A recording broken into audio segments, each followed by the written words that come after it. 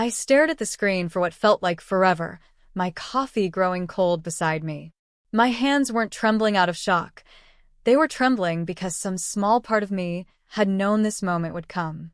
There she was, my sister, glowing in white lace, wrapped in roses and laughter, her head tilted back as her new husband kissed her cheek. Everyone we ever knew was in that photo. Everyone except me. My name is Harper and I'm 32 years old. Old enough to know that sometimes silence hurts louder than shouting. I wasn't invited to the happiest day of her life. I wasn't even mentioned. And the worst part? Deep down, I wasn't even surprised. When we were little, Hallie and I made promises only kids could believe in. We would throw backyard weddings with pillowcase veils, barefoot on the grass, declaring that if we ever got married on the same day, we'd share the venue, share the cake, share the day. I was the older sister by 3 years, but she was always the star, the one everyone gravitated toward. I never minded flickering while she blazed. Everything shifted in high school when Oliver came into our lives. Oliver wasn't just any boy. He was the boy who decided early on that making my life miserable was his sport. The same boy who once started rumors about me that took on a life of their own, making my last 2 years at Franklin High a waking nightmare. I used to think Hallie would have my back, no matter what. I thought sisterhood was bigger than teenage cruelty. But when I sat across from her one evening, shaking and heartbroken, trying to explain what Oliver had done, how he had humiliated me, how he had made school a place I dreaded every morning, she looked at me like I had just insulted her. She didn't comfort me. She didn't believe me. Instead, she threw the word jealous at me like it was a weapon. Jealous of her. Jealous of him. I left that night feeling like I had lost her forever. Family gatherings after that became a battlefield in slow motion. My dad would fill Hallie's plate and barely glance at me. My mom would beam at Hallie's stories and interrupt mine before I could finish a sentence. There was always a seat for Hallie. Always space for her husband-to-be. But somehow, there was never a seat for me. One evening, standing quietly in the hallway, I overheard my parents talking in hushed voices while setting the table. My name floated through the air like something sour. "It's better if she doesn't come," my mother whispered. "It'll just be easier." "I doubt she'd notice," my father muttered. I pressed my hand against the wall to steady myself, the words cutting deeper than any scream ever could. That was when I knew. I wasn't just forgotten, I was erased. Piece by piece, memory by memory, until there was no place left for me in a family that once promised forever. I didn't cry right away. I didn't break anything. I didn't scream into the void like some dramatic movie heroine. I just sat there in my tiny apartment that night, the glow of the wedding photos mocking me from my laptop screen, and I let the quiet swallow me whole. She had chosen him, chosen Oliver, the boy who had once made it his mission to ruin me, over me. And my parents had chosen the version of events that made their lives easier. The version where I was difficult, dramatic, expendable. I closed the laptop slowly, gently, almost lovingly, like saying goodbye to an old friend you know you'll never see again. And for the first time, I let myself believe what I had been trying so hard not to accept. I wasn't missing from their lives by accident. I had been pushed out, replaced, and left behind, and nobody was coming to find me. That night, I found myself digging through the back of my closet, past boxes of old sweaters and forgotten shoes. Buried under everything, like a wound I had packed away, was a battered red shoebox. It still had the sticker of a butterfly on the lid, the one Hallie had stuck there when we were kids, saying it was our secret treasure chest. My hands hesitated before pulling it out, almost scared of what I would find inside. I sat cross-legged on the floor, the shoebox balanced on my knees, the faint smell of dust and childhood memories filling the air. The first thing I touched was the friendship bracelet we made when we were 9. Hers was blue and silver. Mine was purple and green. We swore we'd wear them on each other's wedding days. Mine was still knotted and frayed, but it had somehow survived all these years. Underneath it was an old photo, one of those candid backyard pictures Mom used to take. We were laughing, tangled up in a game of tag. But looking closer now, my stomach turned. There, just barely caught at the edge of the frame, was Oliver. His hand was on my shoulder, shoving me off balance, while everyone else laughed. And then there was the cassette tape. A tiny, plastic relic with a white label that simply said, "For the future." I remembered it now. We had recorded messages to our future selves, talking about what kind of weddings we wanted, the dresses, the dreams, the promises. I was afraid to play it, afraid it would hurt more than help. I cradled the box in my lap, feeling the ache of every broken promise pressing down on me. But as the tears started to fall, a strange clarity washed over me. I wasn't going to crash her perfect day. I wasn't going to scream or beg or throw myself into the chaos. No, I was going to give her the truth. Quietly. Cleanly. In a way she couldn't ignore. The idea formed faster than I could second-guess it. I grabbed a plain white box from under my bed, the kind you use for sending fancy invitations. Inside it, I placed the bracelet, the cropped photo where Oliver's shove was impossible to miss, and the cassette tape. I scribbled a quick note on the tape label. Press play before reading. Then I sat down at my kitchen table with a pen and the heaviest heart I had ever carried and wrote a letter. I didn't dress it up with pretty words or pretend I was above the pain. I wrote it exactly the way it lived inside me. Raw, bleeding, honest. At the top of the letter, I wrote the title, "Before You Say I Do." I started by telling her about the little girls we used to be, the backyard dances, the whispered dreams under pillow forts, the promises we made with bracelets and crossed hearts. Then I told her about the day everything changed, the day Oliver turned his cruelty into entertainment, and the day she chose not to believe me. I wrote about sitting alone at school lunches, about the Snickers in the hallways, about the nights I cried myself to sleep while she held his hand at football games. I told her about the family dinners where I became invisible, about overhearing our parents talk about excluding me as if I were a stranger at their door. And then, with a lump in my throat, I shared the thing I had kept buried even from myself, the truth about Oliver. The part nobody knew because I had been too proud, too hurt to tell anyone. He cheated, even before the engagement. I wrote about the night I saw him outside Bailey's Tavern, slipping into a car with someone who wasn't my sister. How I had followed them just far enough to know it wasn't innocent. How I had stood there, under the streetlight, clutching my keys so hard they left little crescent moons in my palm. I wrote about how I almost told her then, almost saved her.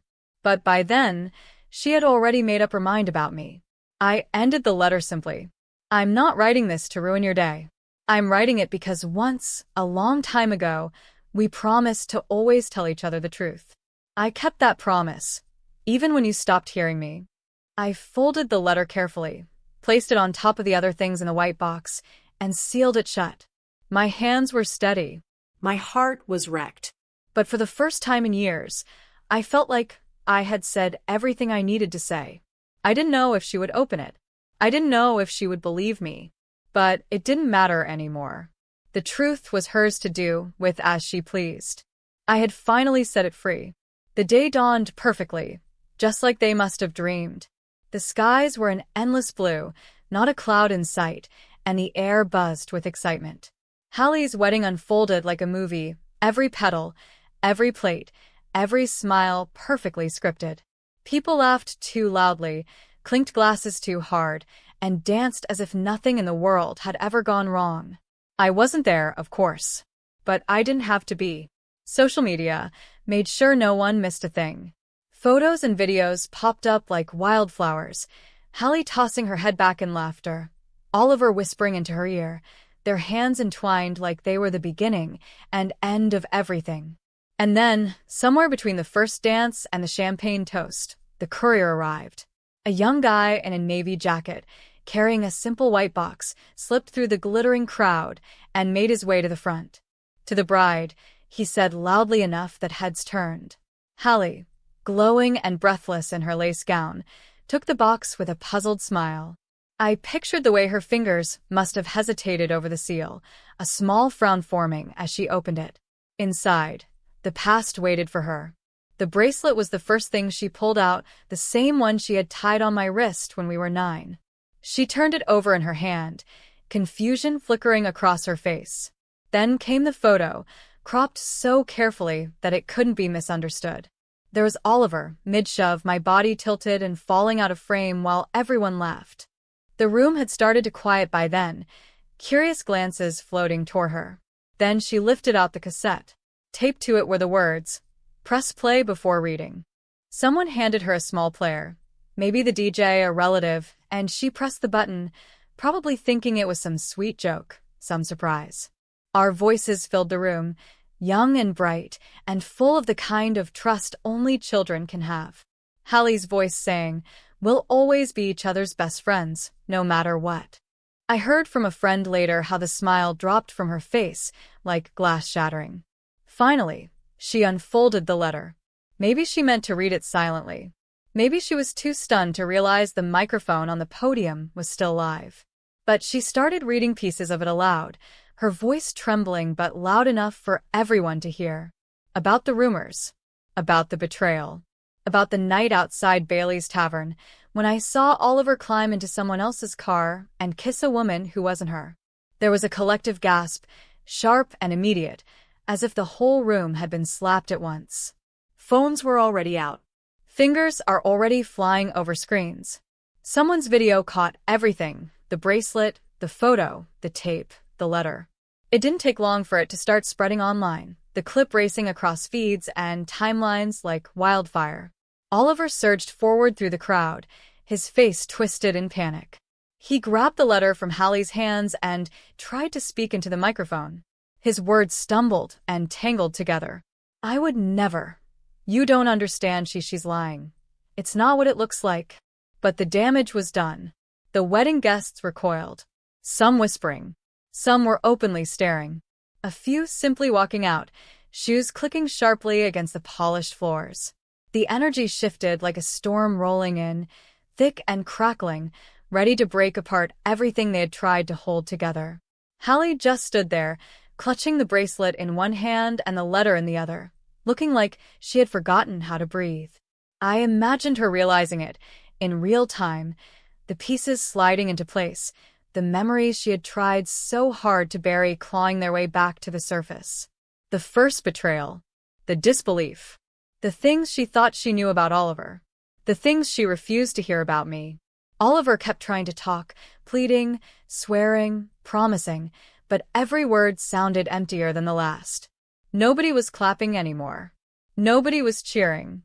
The fairy tale had cracked wide open, and no amount of pretty music or champagne toasts could glue it back together. I didn't know what Hallie would do next.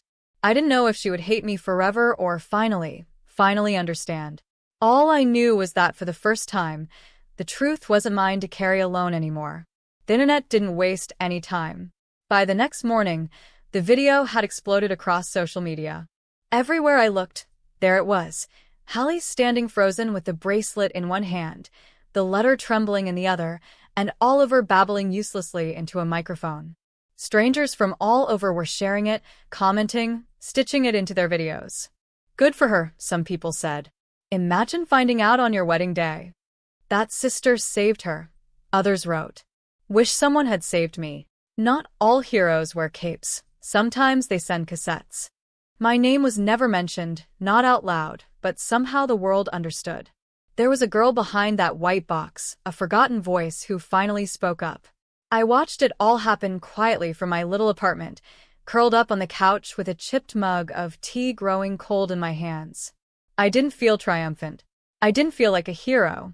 Mostly, I just felt hollow. There was no joy in seeing Hallie's perfect day fall apart. There was no satisfaction in seeing Oliver's mask slip in front of hundreds of people. There was just a deep, aching sadness, the kind that feels like a bruise you didn't even know you had until someone pressed on it. Closure, maybe. But not happiness. Not really. I didn't post anything. I didn't comment.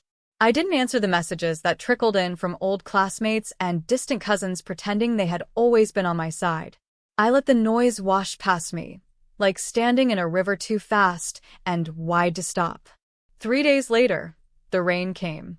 It had been threatening all morning, gray skies, low thunder rumbling in the distance, but when it finally arrived, it fell in sheets, heavy and cold, drenching the city in minutes. I was half asleep on the couch when the knock came. 3 soft knocks. Hesitant. Almost scared. I dragged myself up, half expecting it to be a neighbor needing jumper cables or a package left in the wrong hallway. I wasn't prepared for what I saw when I opened the door. Hallie. Still wearing her ruined wedding dress, the hem muddy and torn, her hair plastered to her cheeks by the rain. Mascara streaked down her face in crooked rivers. There was no ring on her finger. For a long moment, we just stared at each other. The rain was pounding down behind her. The silence between us is louder than anything. Then she crumbled. Her knees buckled, and she sank onto the welcome mat like all the strength had been knocked out of her. She wrapped her arms around herself, shivering, her whole body shaking with silent sobs. "I didn't know where else to go," she whispered, voice so small it barely reached me. I stepped aside without a word, letting her crawl into the hallway. She sat there for a while, dripping onto the floor, too broken to pretend anymore. After a few minutes, she pulled something out of the folds of her dress, the bracelet. My old, frayed bracelet. She clutched it in her fist like it was the only thing keeping her tethered to the world. "I read it again," she said, her voice raw. Not just the parts one said out loud. All of it.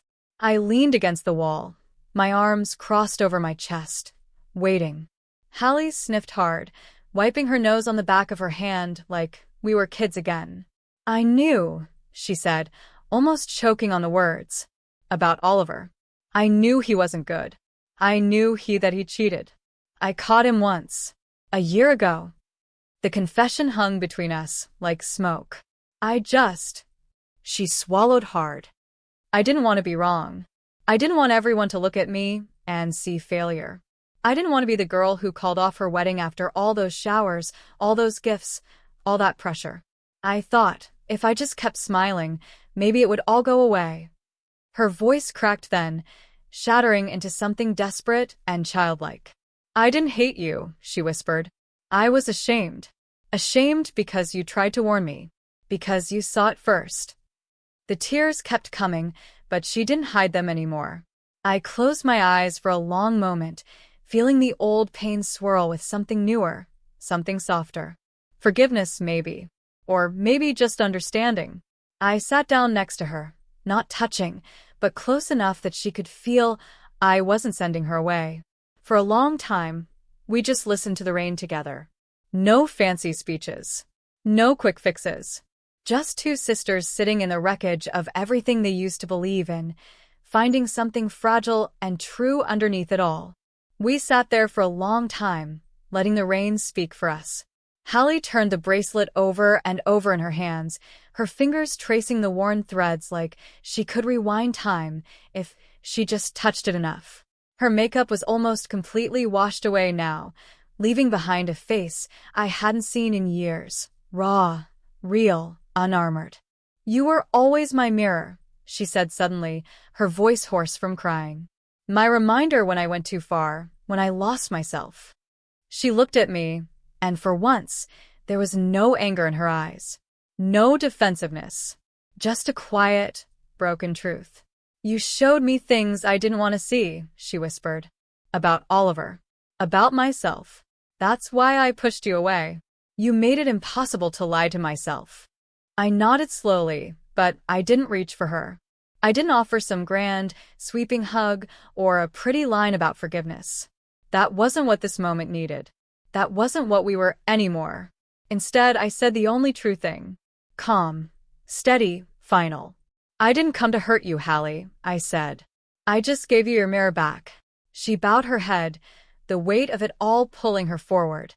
Then, slowly, she loosened her fingers from the bracelet. It tumbled from her hand and landed on the floor between us with a soft, muted sound, like the last note of a song finally played out. She didn't pick it up. She didn't ask me to either. We both stared at it for a moment.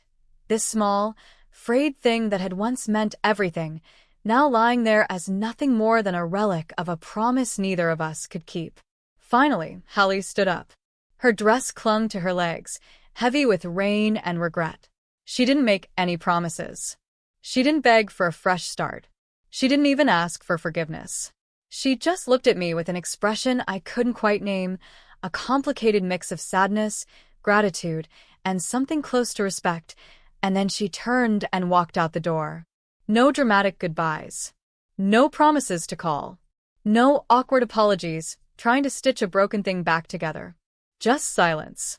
The door clicked shut behind her, and for the first time in a long, long while, I felt something inside me settle. Not joy. Not triumph. But peace, the kind you only get when you stop waiting for someone else to come back and make things right. I sat there on the floor for a while after she left, watching the bracelet glint under the soft hall light, remembering the two little girls who had once made promises they thought would last forever. But life isn't a fairy tale. Sometimes love bends until it breaks. Sometimes people choose comfort over truth. Sometimes the ones you thought would never leave find ways to erase you from the happiest chapters of their lives. And sometimes, battles don't end with explosions or screaming matches or grand gestures. Sometimes they end exactly like this, in a quiet hallway, in a house that doesn't feel like home anymore, with nothing but the sound of rain and a silent, shared understanding that some things can't be repaired. I wasn't part of Hallie's wedding. I never was. But now, without ever setting foot in that perfect venue or smiling for those polished photos, I would live in the memory of it forever. Not as the sister she forgot, but as the voice she could never quite silence. The truth had found its place. And so had I.